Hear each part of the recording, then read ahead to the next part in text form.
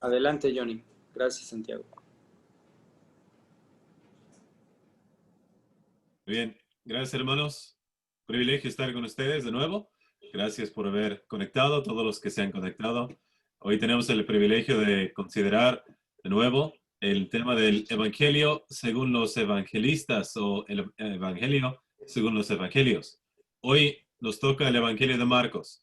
La semana pasada vimos el Evangelio de Mateo y en este Evangelio vimos muchas enseñanzas acerca de nuestra evangelización. Y ahora en el Evangelio de Marcos veremos más lecciones de otros tipos, de otro carácter, y veremos más de las características distintivas del Evangelio de Marcos para ayudarnos a evangelizar, sea en Guadalajara, sea acá en Estados Unidos o en cualquier lugar a donde el Señor nos llame. Entonces voy a compartir mi pantalla en los momentos para enseñar las gráficas. Vamos a hacer una revisión al inicio para ver lo que vimos la semana pasada rápidamente. Y después entraremos al Evangelio de Marcos, pero antes que todo, quiero leer la palabra de Dios. Vamos al Evangelio de Marcos para empezar. Marcos capítulo número 1, y quiero ver el título al inicio del Evangelio para poder ver mucho o nos habla de el tema del Evangelio de Marcos, simplemente viendo el título que le da el evangelista. Es un principio que vemos en todos los evangelios, que las primeras palabras nos hablan de mucho de lo que va a suceder en este evangelio. Por ejemplo, en el evangelio de Mateo, podemos ver las primeras palabras nos hablan de Cristo, hijo de David, y luego hijo de Abraham. Y todo el evangelio tiene que ver con el Señor Jesucristo siendo el rey prometido, profetizado, que finalmente había llegado, el hijo de David, pero también el hijo de Abraham en este sentido, que él es la simiente. Él es la persona por el cual la salvación llegará a todas las naciones, tal como fue prometido en el pacto con Abraham. Y ahora llegando al Evangelio de Marcos, podemos ver que hay otro énfasis.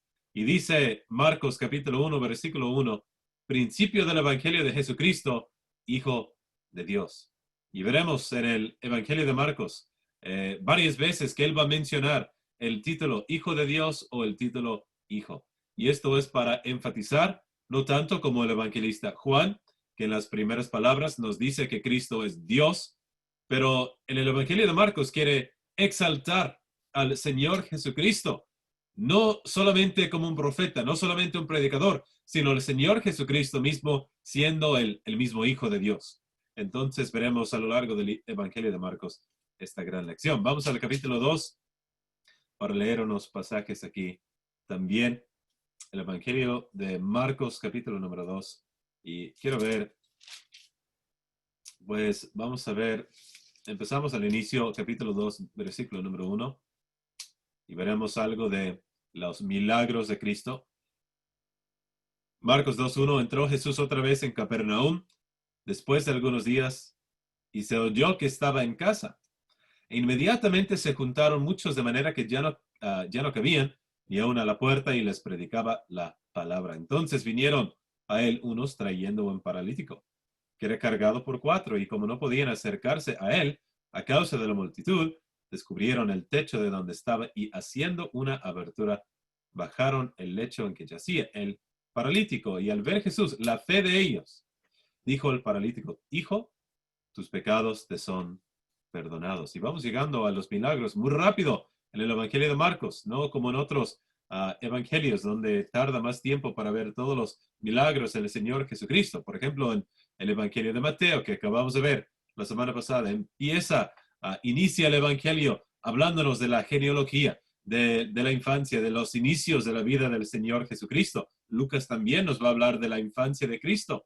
Juan va directamente a este ministerio del Señor Jesucristo como Dios, este aspecto de su ministerio.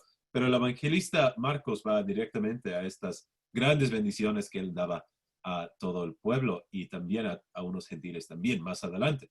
¿Pero qué aprendemos de esto? Estamos viendo que el evangelio de Marcos es un evangelio que va muy rápido. Hay mucha actividad. Es el evangelio del servicio del Señor Jesucristo. Y por lo tanto vemos al Señor Jesucristo hasta casi corriendo por todas las regiones de Judea y Samaria. Vamos más adelante en el Evangelio de Marcos. Ahora quiero ver el capítulo número 11, porque en capítulo 11 a partir del capítulo 8, versículo 31, pero quiero ver el break en capítulo 11. Hay un cambio, y voy a mostrar esto con una gráfica, el cambio en el Evangelio de Marcos, donde vemos un cambio en el contenido, un cambio en la dirección, un cambio en el tema. Y así podemos ver que del capítulo 11 en adelante es como un parteaguas en el Evangelio de Marcos. Marcos es el libro de equilibrio, donde vemos el equilibrio entre la vida de Cristo, su servicio y también de 11 en adelante su sufrimiento. La vida de Cristo en estar caminando por las regiones alrededor y al norte, especialmente de Jerusalén, pero de 11 en adelante. Ahora, Él fija, Él se dirige hasta o hacia Jerusalén directamente. Por lo tanto, vemos en el Evangelio de Marcos un equilibrio entre su sufrimiento y también su servicio. Vemos esto especialmente en capítulo 11, versículo 1, dice así: cuando se acercaban a Jerusalén, junto a Betfagé y a Betania, frente al monte de los olivos, Jesús envió 2 de sus discípulos y les dijo: id a la aldea que está enfrente de vosotros, y luego que entréis en ella, hallaréis un pollino atado en el cual ningún hombre ha montado. Desatadlo y traedlo. Y de allí en adelante, él tiene va a tener la mayoría de su tiempo en la ciudad de Jerusalén. Quiero regresar, capítulo 8, rápidamente, versículo 31.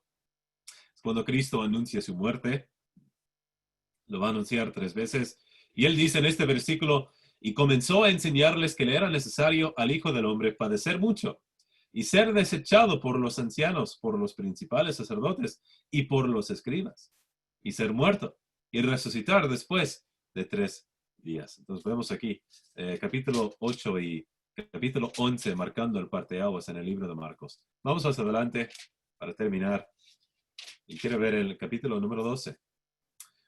Capítulo 12, finalmente, con respecto a nuestra lectura, y después de esto veremos todos los puntos en las gráficas. Pero para ver el capítulo 12, y aquí podemos ver algo que tiene que ver con Israel, pero estamos marcando ahora el final del Evangelio antes de la crucifixión, obviamente, pero hay una historia muy interesante y muy importante que el Señor Jesucristo tiene que contar. No vamos a leer todo, pero quiero leer cerca del final del capítulo 12. Mira lo que dice en versículo número 7. Dice: mas aquellos labradores dijeron, Marcos 12, 7, mas aquellos labradores dijeron entre sí: este es el heredero, venid, matémosle, y la heredad será nuestra. Y tomándole le mataron, y le echaron fuera de la viña. ¿Qué pues hará el Señor de la viña? Vendrá y destruirá a los labradores, y dará su viña a otros. Ni aun esta escritura habéis leído: la piedra que desecharon los edificadores ha venido a ser cabeza del ángulo. El Señor ha hecho esto, y es cosa maravillosa a nuestros ojos. Y procuraban prenderle, porque entendían que decía contra ellos aquella parábola, pero temían a la multitud, y dejándole, se fueron. Y aquí podemos ver el Señor Jesucristo dando una alusión a su crucifixión, a su muerte más adelante, y aquí especialmente con respecto al pueblo que le iba a rechazar, que le iban a matar, le iban a crucificar, y por lo tanto en esos momentos empezaron a rechazar al Señor Jesucristo. Bueno, es suficiente por el momento para ver algunos pasajes del Evangelio de Marcos. Hemos visto algo de los milagros, hemos visto algo del parteaguas y también algo acerca de Israel en el Evangelio de Marcos. Nada más unos textos para poder agarrar algo del sabor, digamos, el Evangelio de Marcos. Voy a compartir mi pantalla porque quiero revisar, y de nuevo, para los que no llegaron la semana pasada, o no han escuchado esta serie o están viendo este mensaje quizás en el internet de otra forma, esta es una clase y clases que estamos dando, clases didácticas acerca de diferentes temas que no vemos normalmente en las reuniones de la asamblea. Entonces hoy seguimos con Marcos, pero quiero compartir mi pantalla para ver una revisión de la semana pasada. Dame un segundo para compartirla. Muy bien. Ayúdame, Ricardo, ¿sí se puede ver? Sí, adelante. Gracias.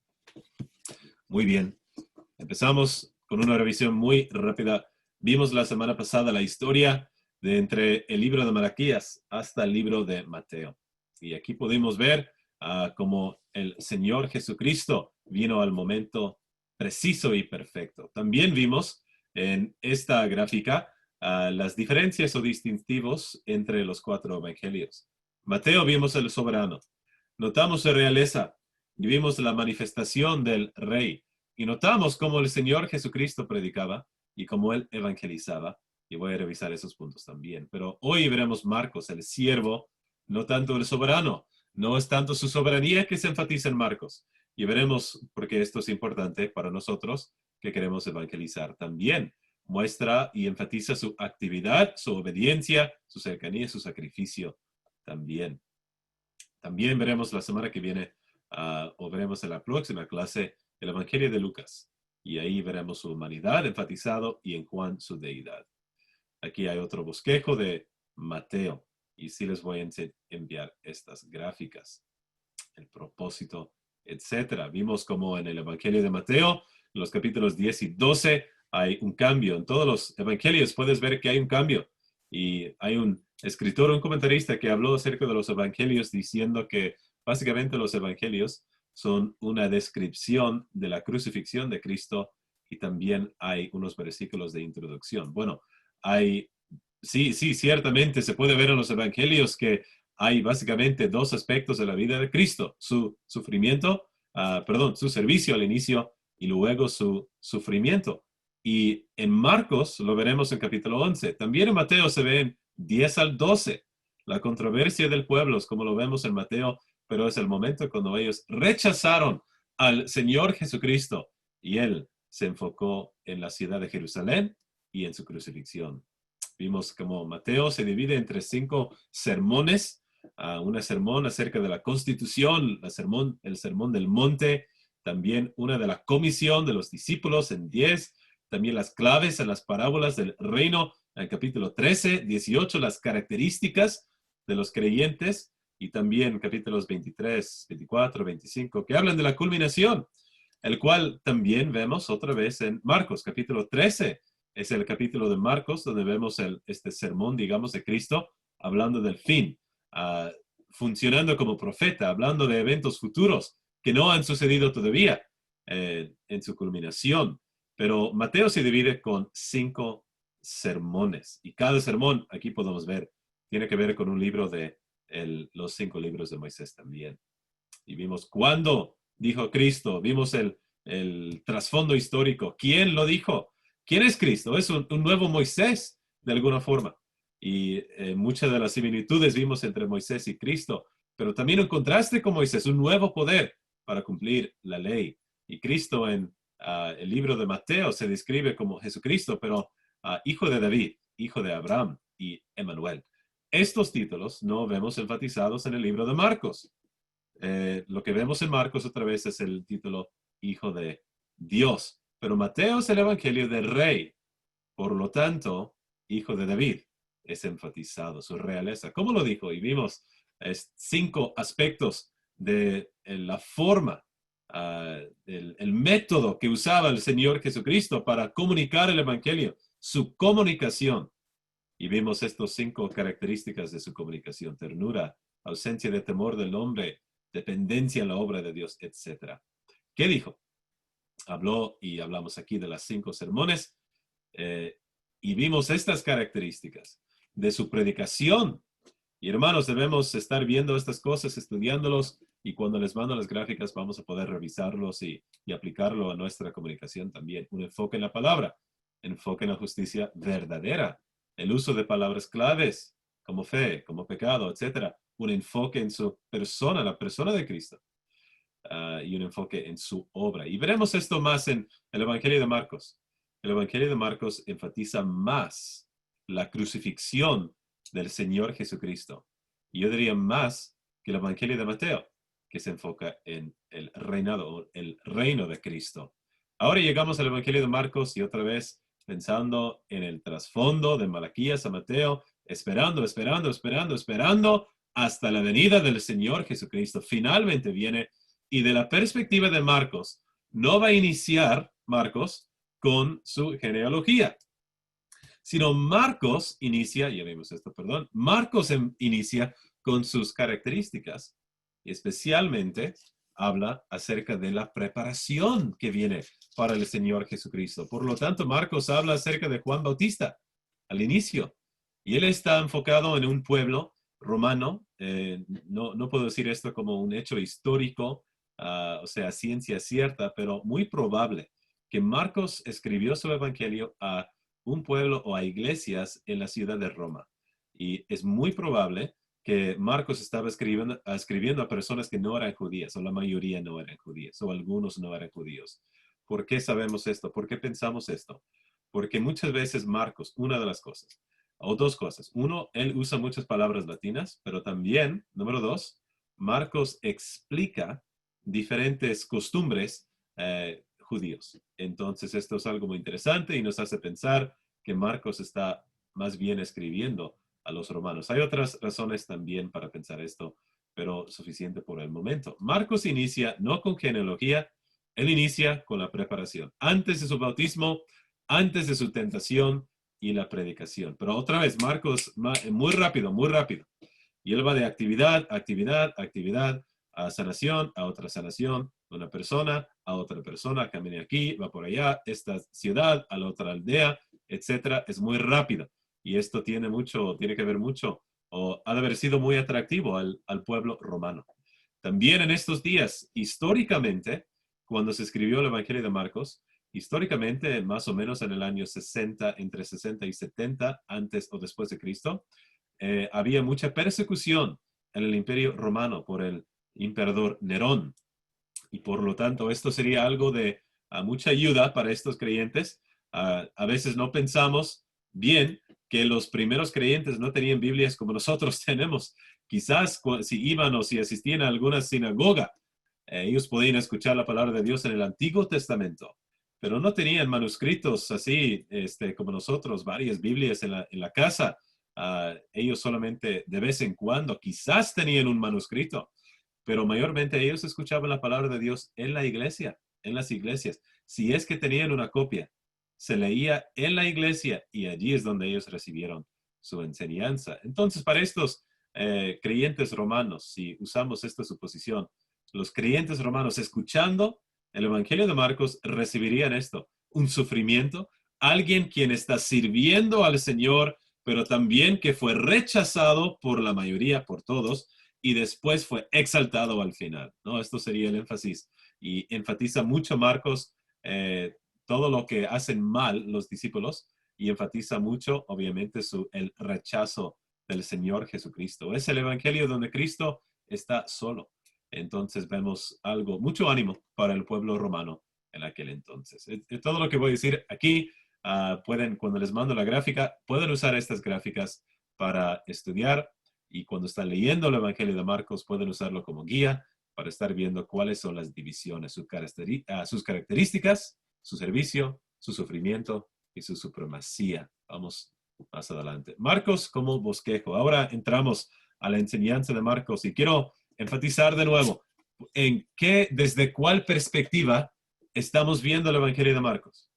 Estamos viéndolo de la perspectiva de un evangelista. Queremos ver los evangelios. En esta serie estoy enfocándome sencillamente en la evangelización según el Evangelio de Marcos. Hay muchas perspectivas, hay muchas formas de ver el Evangelio de Marcos. Hay muchos detalles en los cuales pudiéramos enfocarnos en el Evangelio de Marcos. Y sería interesante hacerlo en otro día, en otra serie. Pero esta serie, si están pensando, ¿por qué no mencionaste esto? ¿Por qué no mencionaste aquello? ¿Y qué del el otro detalle? No estamos viendo todos los detalles, no estamos viéndolo de una manera expositiva. Queremos ver cómo evangelizar según los evangelios. Entonces empezamos viendo este dato muy interesante. En Hechos capítulo 10, versículos 36 al 41, hay una predicación del apóstol Pedro. Es muy interesante y pueden, si están tomando notas, pueden escribir esto, Hechos 10, 36, 41.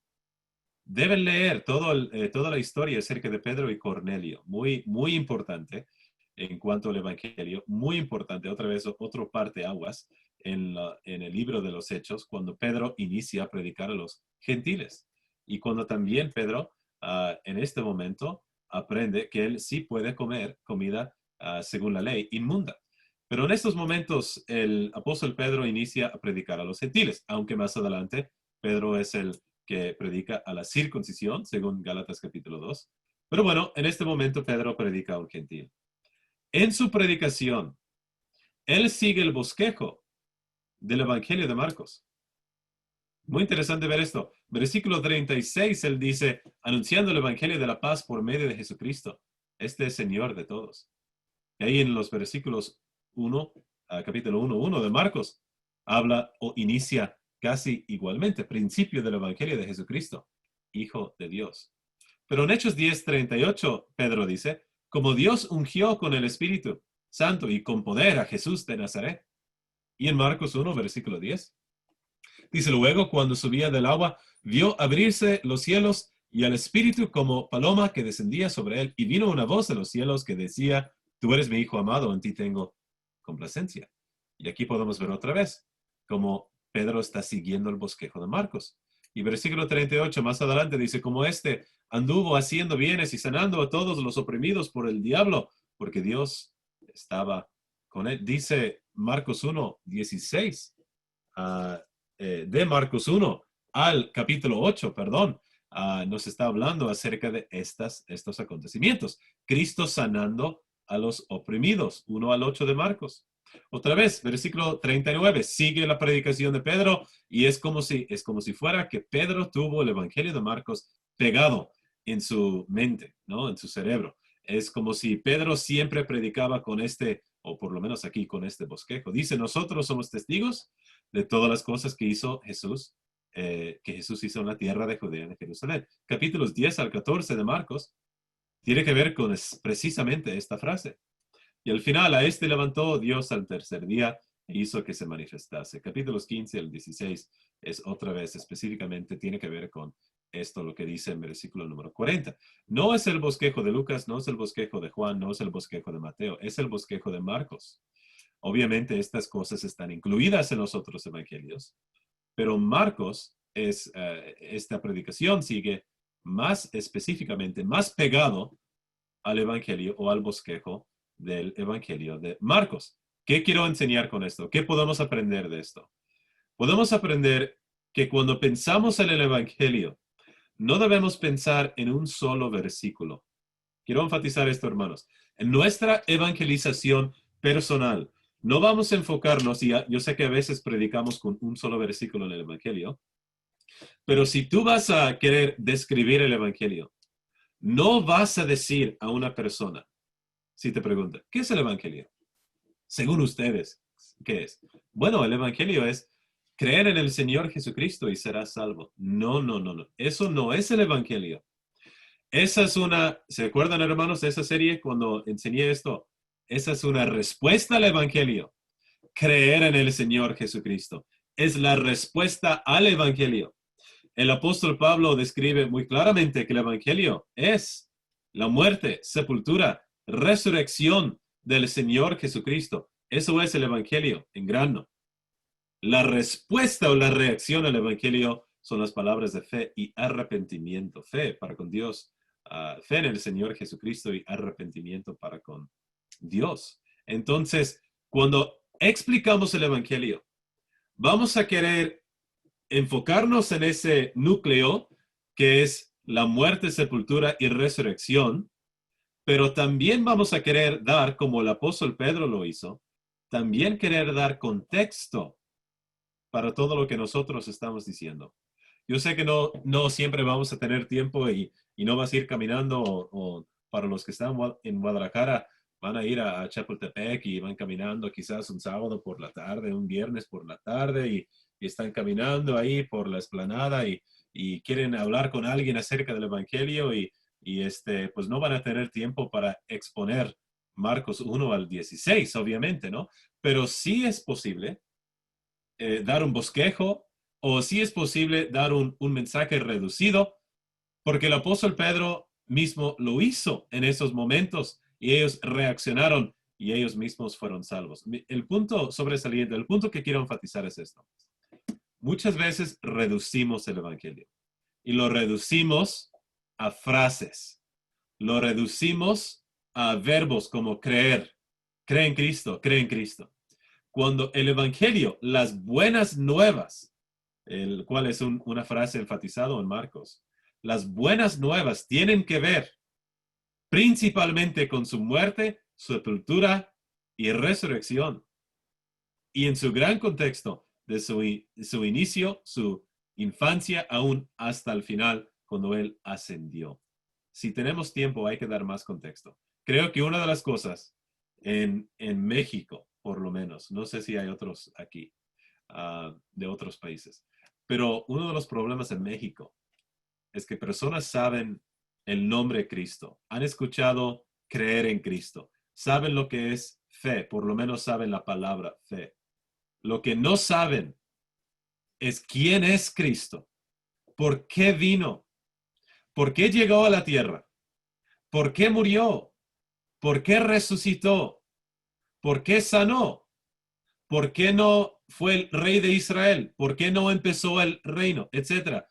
No saben la historia, saben detallitos de la vida de Cristo, saben hechos, murió, resucitó, pero no saben cómo conectar el por qué, el cuándo, el dónde, de dónde viene, a dónde va, por qué esto, por qué el otro. Eso no saben. Y es parte de la razón por la que no son salvos. Y es nuestro trabajo como creyentes informarnos de todo esto, saberlo bien, entenderlo nosotros primeramente, y así poder explicarlo a los demás. No estamos ayudando. Quiero decir esto, y déjame decirlo de una manera muy clara. No estamos ayudando si solamente nos basamos en frases, en frases. ¿Creen en el Señor Jesucristo? Si usted quiere ser creyente, pues debe creer. ¿Cree en Cristo? Sí, creo en Cristo. Bueno, pues estamos bien. No. Ahí no debe terminar la conversación. Hay mucho más que decir. Hay que hacer preguntas. Pues ¿quién es Cristo para usted? ¿Por qué vino Cristo a la tierra? ¿Por qué Cristo hizo milagros? ¿Por qué habló de un reino? ¿Y cuál es la diferencia entre la conexión entre el reino y la crucifixión? ¿Por qué fue crucificado? Una pregunta que a mí me gusta hacer mucho es, especialmente en México, en ese contexto, ¿por qué no siguió viviendo? ¿Por qué no vino Cristo como político para solucionar todos los problemas? ¿Por qué no siguió viviendo hasta el día de hoy para ser el presidente del mundo? ¿Por qué murió? O sea, ¿por qué no nada más ayudarnos? Esa es una muy buena pregunta para poder concentrar en la razón de la muerte del Señor Jesucristo, el propósito de la muerte del Señor Jesucristo. Tantas personas, especialmente personas religiosas, católicas, lo que sea, cualquier religión, están confundidos en este punto. ¿Cuál fue el propósito de su muerte? No lo saben, no lo entienden. Hay que predicarlo. El apóstol Pedro predicaba un evangelio con contexto y bien explicado. Así también nosotros debemos hacerlo y pueden usar el evangelio de Marcos como bosquejo, tal como lo usó Pedro. Vamos a la siguiente. Aquí podemos ver Marcos como guía. Es el equilibrio en nuestra predicación. Muchas veces o a veces tendemos a un extremo o al otro. Muchas personas, y estos más bien personas que quieren enfocarse en el reino de Dios, y hay evangélicos, creyentes evangélicos, que enfocan más en el reino de Dios y no en su sufrimiento, y están totalmente al lado izquierdo aquí de esta gráfica. Y hay otros que quieren enfocarse solamente en el sufrimiento y nunca hablan de la vida de Cristo y cuál significado tuvo su vida. Y no queremos caernos en ninguno de estos extremos. Y el Evangelio de Marcos es el Evangelio que nos muestra más claramente que debe haber un equilibrio, porque capítulo 1 al 10 es su servicio, pero 11 al 16 es su sufrimiento. Y sí, puedo ver que 10 es más que 5, pero lo que estoy pensando, o más que 6, pero lo que estoy pensando, o debemos notar que sencillamente teniendo más capítulos no quiere decir que son más palabras. En el Evangelio de Marcos, la mayoría, el énfasis está en la segunda parte, pero también en el Evangelio de Marcos podemos ver que él pone mucho contenido, mucha información acerca de su vida. Pero es un equilibrio, un equilibrio. Y debemos ver la importancia de su servicio, pero también la importancia de su sufrimiento. Una cosa que yo he notado, y puedo decir esto a mis hermanos allá en México, en Guadalajara, y cualquier otra persona que está escuchando lo va a escuchar. Una cosa que a veces, un error que hacemos en nuestra predicación, hablamos quizás acerca de una parábola, nos enfocamos en el servicio nada más. Y Cristo fue bueno, y Cristo hizo aquello, y él sanó al paralítico, él sanó, sanó a la persona, le dio vista al ciego, etc. Hablamos de un milagro, por ejemplo. Y al final, ponemos al final, y también murió, y por lo tanto usted puede ser salvo. Cree en el Señor Jesucristo y será salvo. Enfocándonos en una parábola, enfocándonos en un hecho de Cristo. Lo que aprendemos a través de Pablo principalmente y del evangelista Marcos es que su muerte es lo que hace toda la diferencia. La vida es lo que da contexto. ¿Ok? Entonces, en una predicación del evangelio de 20 minutos, 30 minutos, si vamos a enfocar en algo, debe ser la muerte, sepultura y resurrección de Cristo.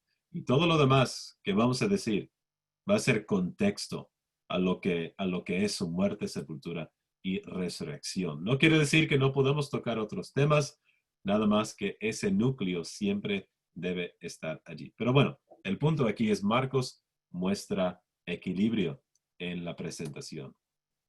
También 6 veces vemos esta palabra, este título, el Hijo de Dios, 1:1, 1:11, etc.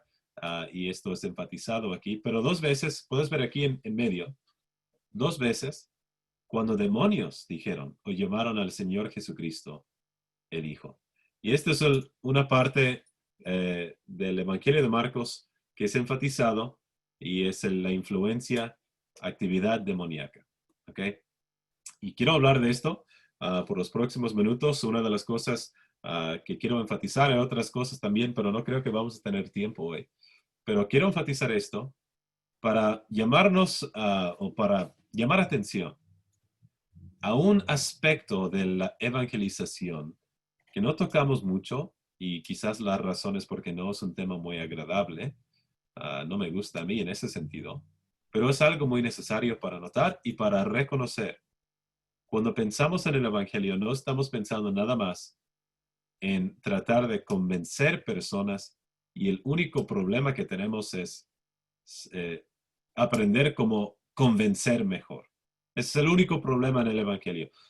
No tenemos argumentos suficientes o no somos suficientemente inteligentes. Por eso los hombres no son salvos. No.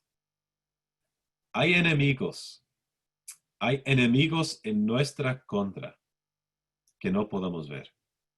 Hay enemigos que podemos ver, ¿no? Esto es obvio. Hay personas que no quieren que el evangelio avance. Pero hay enemigos que no podemos ver. Y no voy a hablar de historias y de acontecimientos, de demonios, etc. Pero es suficiente lo que dice la palabra de Dios acerca de su influencia y su actividad en las cosas. Y voy a enseñarles tres cosas principalmente, 3 momentos o 3 aspectos principales de la actividad demoníaca en nuestra contra. ¿Por qué en el Evangelio de Marcos? Porque en esta clase voy a mencionarlo. Porque en el Evangelio de Marcos podemos ver aquí abajo 5 ocasiones donde demonios son mencionados. Voy a leerlos muy rápidamente y de aquí vamos a empezar o vamos a seguir o voy a explicar mejor esta lección. Pero Marcos 1, si tiene su Biblia, Marcos 1:23, voy a leerlos rápido, pero si tiene su Biblia sería bueno seguir. Marcos 1:23 dice así: pero había en la sinagoga de ellos un hombre con espíritu inmundo que dio voces. Capítulo 3 y versículo 11. Y los espíritus inmundos al verle se postraban delante de él y daban voces diciendo: tú eres el Hijo de Dios. 5 y versículo 2. Y cuando salió él de la barca, enseguida vino a su encuentro de los sepulcros un hombre con un espíritu inmundo. Más adelante, 7:26. 7:26 dice: la mujer era griega y sirofenicia del nación, y le rogaba que echase fuera de su hija al demonio. 9:17.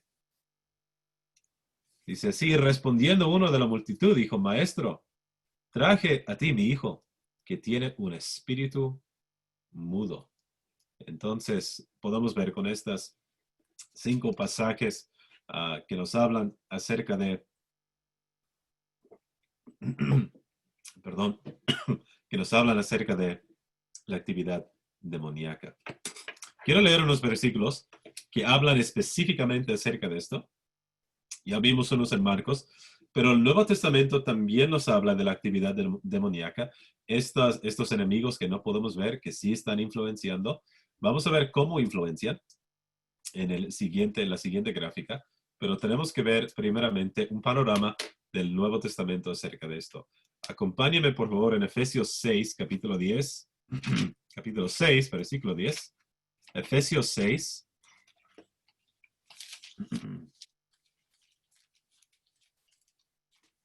Efesios 6, versículos 10 al 20.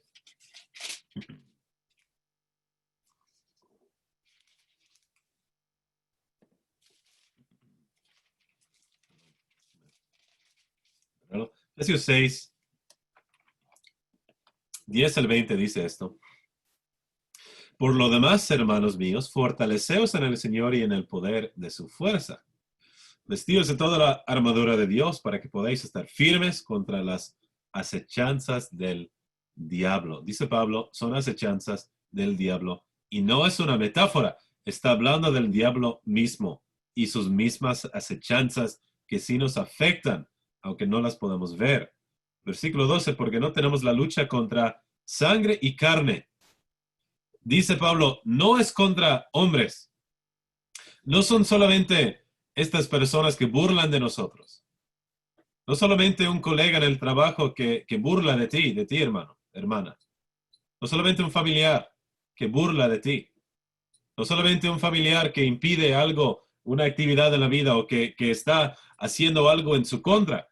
No contra carne, sangre y carne, sino contra principados. Palabras grandes, enormes, importantes. Principados. Contra potestades.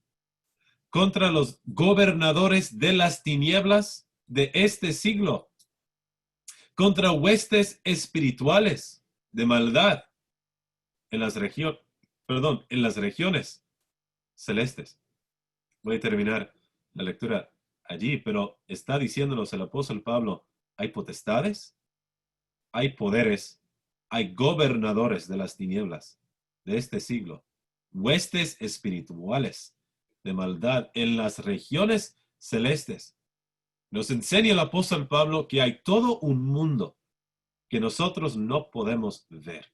Nosotros somos muy arraigados aquí en la tierra, muy enfocados en nuestras vidas. Todo es físico para el hombre moderno, para todos nosotros. Solamente pensamos, el hombre moderno piensa en la ciencia. Si no se puede probar con la ciencia, no existe. Si Dios no se puede ver, no existe. Si no podemos verlo con nuestros ojos, probarlo con varios exámenes y a lo largo de un largo proceso, llegar a una conclusión que quizás sí tenemos un alto porcentaje que quizás existe X, Y, Z.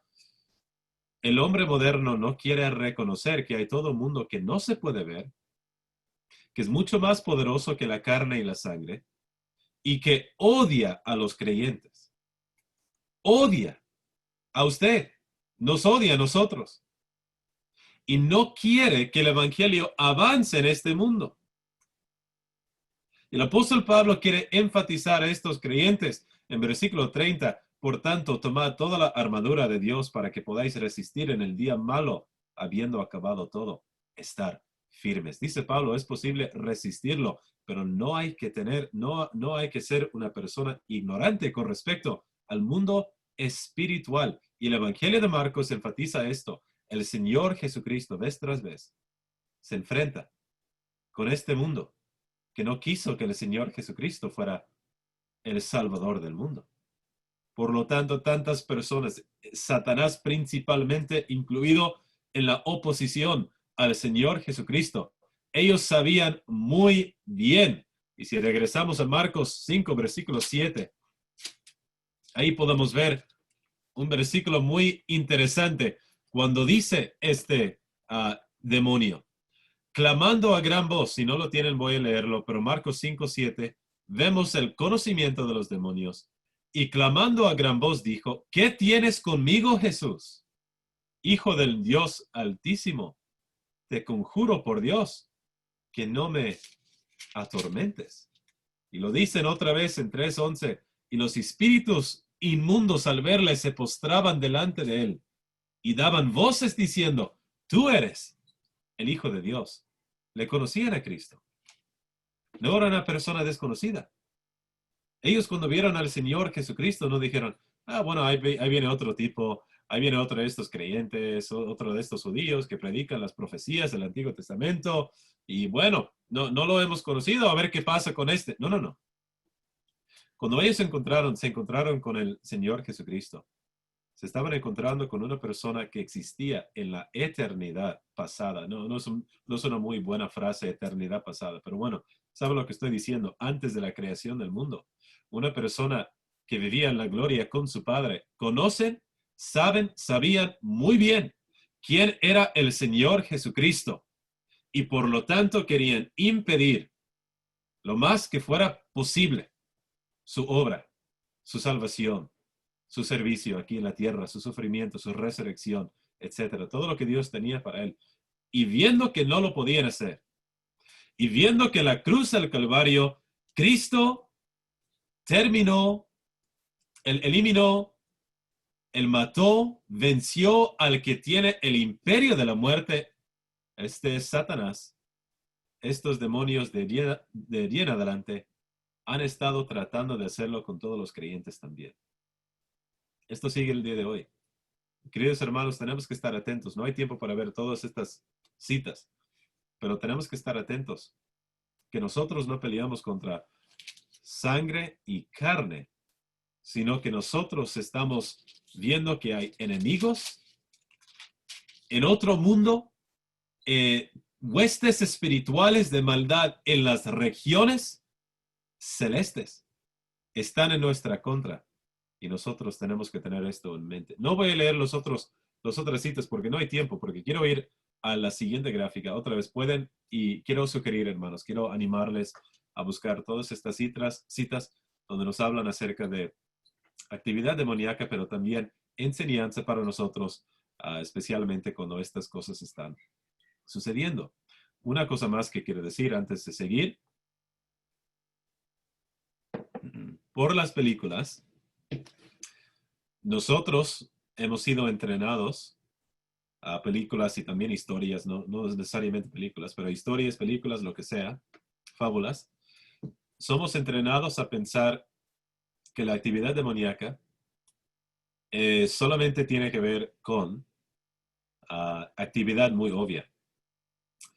Y yo me acuerdo cuando estábamos en la casa allá en el centro de Guadalajara, una casa muy antigua, más de 100 años y de barro, etcétera, etcétera, y personas decían, pues me asusta la casa. Y no los creyentes, pero algunas personas, me asustan estas casas. Y que tenían malas vibras. O que en estas casas se escuchan cadenas, etcétera, ¿no? Pero hay fábulas, ¿no? Y hay historias acerca de demonios o de fantasmas, etcétera. Son entrenados. La cultura es entrenada a pensar que la actividad demoníaca es muy obvio. Quiero mostrarles aquí con estas tres cosas. Que la actividad demoníaca sí, a veces sí es obvio. Eso vemos en el Evangelio de Marcos. Había posesión de una persona. Entonces, número uno, a veces es obvio. Esto sí existe. Yo lo he experimentado una sola vez nada más. Entonces, para mí, en mi vida, hasta la fecha, por lo menos, no ha sido tan obvio. Pero sí existe. Sí sucede. No estoy negando esto, que no a veces no es obvio. Pero quiero sugerir que la mayoría tiene que ver con las acechanzas o tiene que ver más bien con afectando otros aspectos de nuestras vidas. Entonces, ahora sí quiero notar aquí en estos versículos otros aspectos de la aflicción y especialmente la imitación. De hecho, voy a brincar número 2. No hay tiempo para ver número 2. Después en las preguntas podemos ver eso quizás, pero quiero brincar al número 3. Vamos a ver esto porque creo que esto es donde estamos viendo el día de hoy, más bien, el énfasis de la obra de Satanás y de sus demonios. Vamos a 1 Corintios 10, versículo 20. 1 Corintios 10, versículo 20.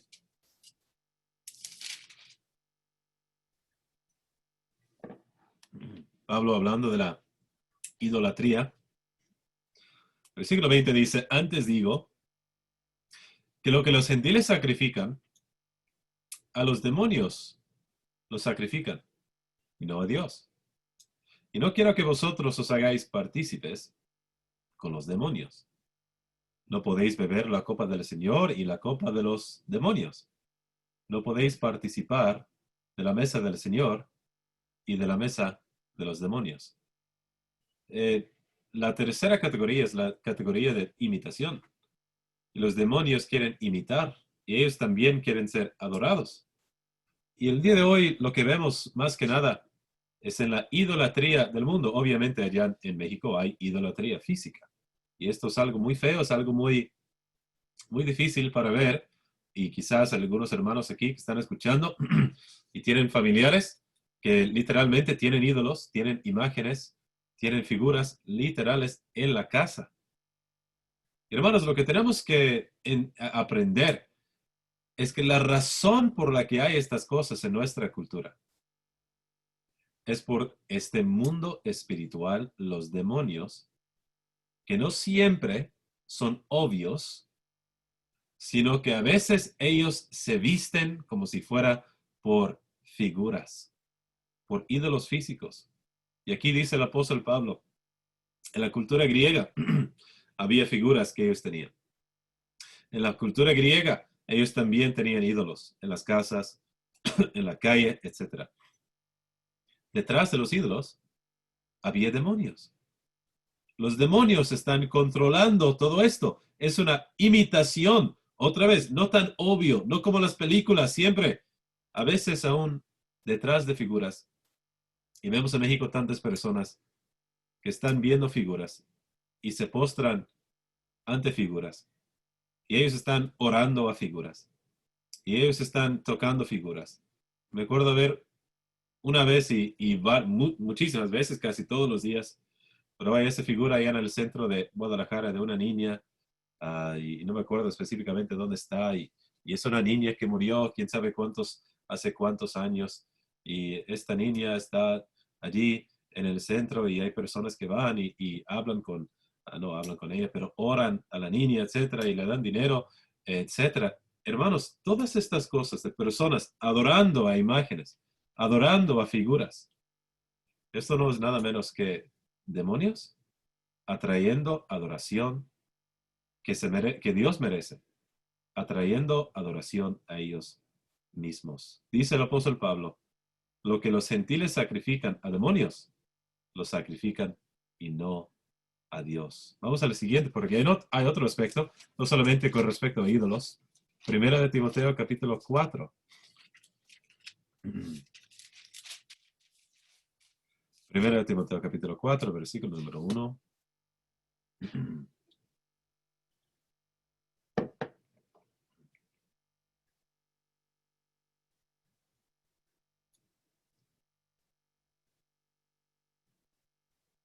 Dice así, pero el Espíritu dice claramente que en los postreros tiempos algunos apostatarán de la fe, escuchando a espíritus engañadores y a doctrinas de demonios.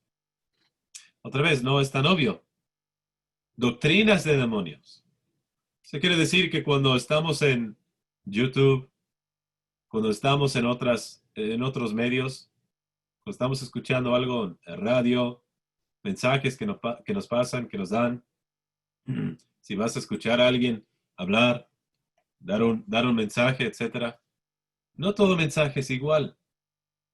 No quiere decir que si la persona abre la palabra de Dios, no quiere decir que la persona está predicando un mensaje de acuerdo a la palabra de Dios. Pero existen mensajes que vienen directamente de los demonios. Y hermanos, Esto es otro ejemplo de la actividad demoníaca que no es tan obvio, pero sí existe el día de hoy. Y en el YouTube especialmente. Uno pone allí evangelio, quiero escuchar un mensaje acerca de ayuna, o quiero ayunos, o quiero escuchar un mensaje acerca de la oración, o un mensaje acerca de X. Y vas y escuchas a una persona predicando. Hermanos, muchas veces, especialmente en YouTube y puede ser en otros medios también en el futuro, son doctrinas que vienen directamente de demonios. Es difícil decirlo, pero es la verdad. Si no es la verdad, ¿viene de dónde? Viene de Satanás, el padre de las mentiras y sus demonios. Y están infiltrando, sus demonios están informando, están controlando a personas que predican doctrinas directamente de Satanás. No siempre va a decir doctrina de demonio. Pero hermanos, no debemos tener ninguna duda que viene directamente de ellos y viene directamente de Satanás. Hay que tener muchísimo cuidado con lo que nosotros vemos en el Internet, lo que escuchamos, lo que leemos con respecto a la palabra de Dios, porque uno de los puntos de ataque del diablo es la enseñanza misma de la palabra de Dios con doctrinas de demonios. Bueno, ya se fue mi tiempo. Wow, qué rápido. Entonces voy a terminar con esto, pero hay otras cosas que quería enfatizar en el Evangelio de Marcos. La semana que viene, cuando lo reviso, voy a poder mencionar estos otros aspectos. Pero suficiente para hoy enfocarnos en este aspecto del Evangelio de Marcos. Marcos es un gran evangelio, mucho en lo que podemos enfocar, pero sí es un evangelio que hace un énfasis en la actividad demoníaca. No hay muchas oportunidades para hablar acerca de esto. Yo nunca, jamás he tocado este tema en Guadalajara. Entonces, hermanos, espero que sea de ayuda para poder estar al tanto y estar informados acerca de la actividad demoníaca que está a nuestro alrededor. Voy a terminar leyendo la otra parte del versículo que dice, lo que menciona Pablo en Efesios 6, versículo 10. Y con esto terminamos. Pero Efesios 6, versículo 10, dice esto. 13, perdón. Por tanto, tomad toda la armadura de Dios para que podáis resistir en el día malo. Y habiendo acabado todo estar firmes, estad pues firmes, ceñidos vuestros lomos con la verdad, y vestidos con la coraza de justicia, y calzados los pies con el apresto del evangelio de la paz.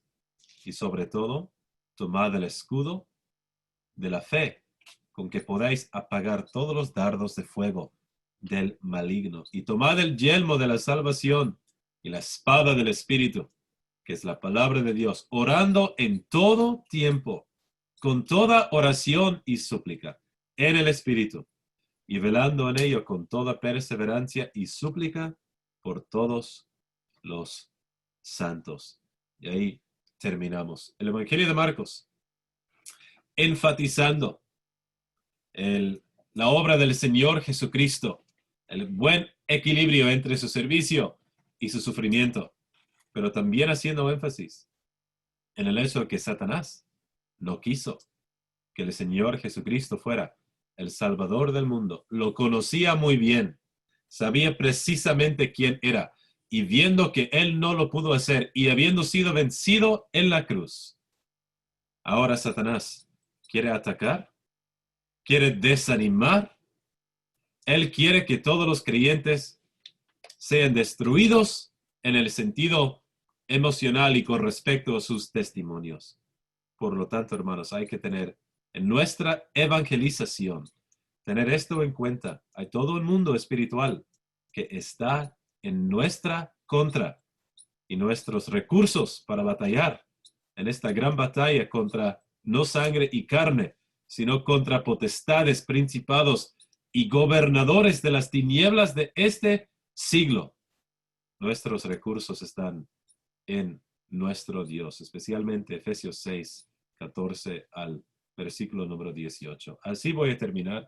Si hay preguntas al final, podemos ver eso. Pero voy a orar y ya terminamos. Padre Santo, damos las gracias de nuevo por tu palabra. Gracias, Padre, por habernos dado una palabra tan clara, una palabra tan informativa, una palabra que nos ayude a ver todo lo necesario para poder evangelizar.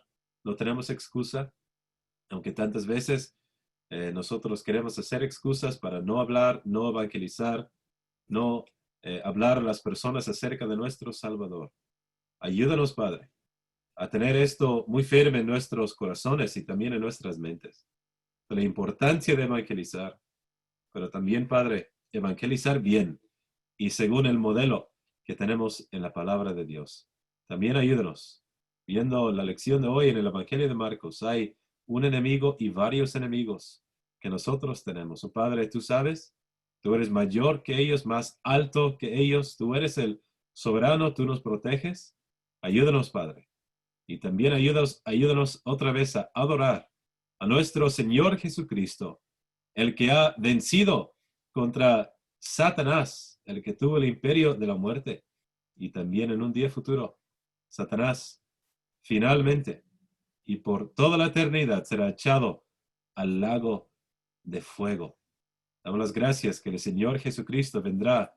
Él establecerá su reino y Él suprimirá a todo enemigo y todos los enemigos estarán bajo sus pies.